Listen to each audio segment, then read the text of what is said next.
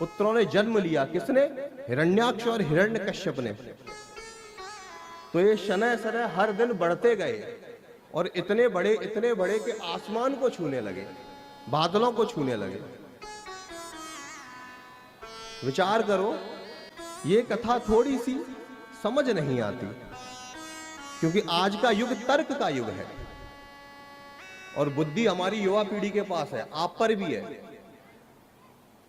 आप और हम समझ गए, लेकिन ये युवा पीढ़ी तर्क करती है। ये कैसे संभव हो सकता है कि कोई व्यक्ति इतना बड़े कि बादलों को छूने लगे? तो कथा पर वापस आते हैं। कथा कहती है कि हिरण्यकश्यप लोभ का प्रतीक है। अब जरा विचार करते हैं हम और आपके जीवन में लोभ के बारे में। वैसे व्यास जी ने कहा है कि उस युग में तो एक हिरण्याक्ष हुआ था और एक हिरण्यकश्यप हुआ था, लेकिन कलयुग हिरण्याक्ष और हिरण्यकश्यपों से भरा पड़ा है। अच्छा भैया, दिखाई देते हैं? आपको दिखाई देते हैं? भैया आपको दिखाई देता है हिरण्यकश्यप? भैया कह रहे हैं दिखाई देता है, हमें भी दिखाई देता है। चलो तो हम आपको दिखाते हैं।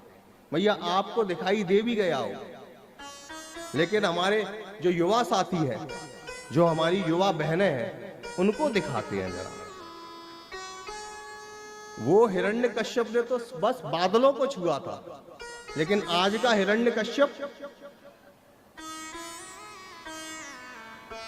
विचार करो,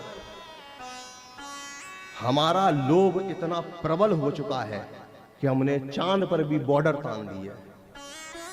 हमारे लोभ के सामने ये पृथ्वी कम पड़ गई है।